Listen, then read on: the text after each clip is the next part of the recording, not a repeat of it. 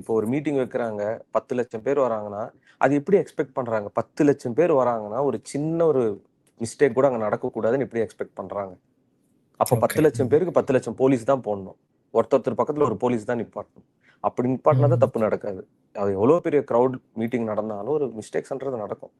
அது புரிஞ்சுக்க மாட்டாங்க பிரதர். அது நம்ம என்ன சொல்றதுன்னு தெரியல. அவர ஹீரோவா பார்த்துட்டு டக்குன்னு இப்போ இதுக்குள்ள வந்தது நெறைய பேரால ஏத்துக்க முடியல.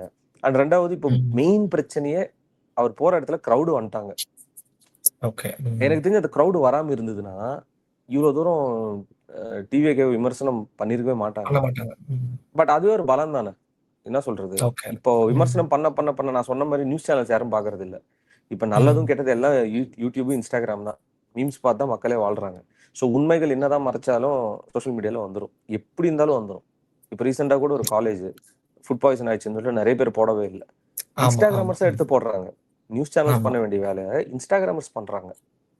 ஒரு ம். ஒரு ஒரு சோசியல் ரெஸ்பான்சிபிலிட்டியா நெறைய பேர் எடுத்து போடுறாங்க. அந்த காலேஜ் பசங்கலாம் இன்னும் வீடியோ ஃபுட்டேஜஸ்லாம் சென்ட் பண்ணி அவ்வளோ கஷ்டப்படுறாங்கன்னு.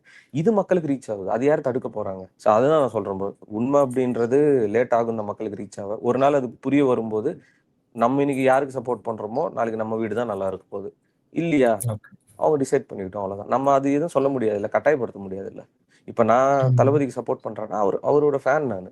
அவர் கட்சி ஸ்டார்ட் பண்ணா நான் சப்போர்ட் பண்ணுவேன். ஆப்வியஸ்லி. அவர் நல்ல மனுஷன். ஓகே. அவர் பெர்சனல் லைஃப் எப்படி இருக்கு? பிரசன்ட் லைஃப் எப்படி இருக்கு? சினிமால கலெக்ஷன் வருது, ஃப்ளாப் ஆவுது. அவர் இப்படி பேசுறாரு, அப்படி பேசுறாரு, பேச தெரியல, ஸ்கிரிப்ட் எடுத்துட்டு வர இதெல்லாம் எனக்கு இல்ல. ஒரு சினிமா துறைய விட்டுட்டு அரசியலுக்கு வந்திருக்காரா? ஏதோ பேசுறாரா? Let him do what he can. அது ஒரு நாள் இல்ல ஒரு நாள் மக்களுக்கு போய் ரீச் ஆகும். அவ்வளோதான். அப்படி ஓகே. மெச்சூரிட்டியா பார்த்தா இந்த பிரச்சனையே இருக்காது. ம். Okay. Thank you so much bro. உங்க டைம வந்து ஸ்பெண்ட் பண்ணி, டன், டன், டன். இந்த இந்த இன்சிடென்ட்ல வந்து ரொம்ப எனக்கு தெரிஞ்சு ரொம்ப ஒரு கன்ஸ்ட்ரக்டிவா இத நீங்க அணுகுனீங்கன்னு நெனைக்கிறேன். ஸோ கண்டிப்பா, தேங்க்ஸ் ஃபார் கண்டிப்பா. ஜாயினிங். ரொம்ப ரொம்ப நன்றி ப்ரோ. நன்றி, நன்றி. வணக்கம்.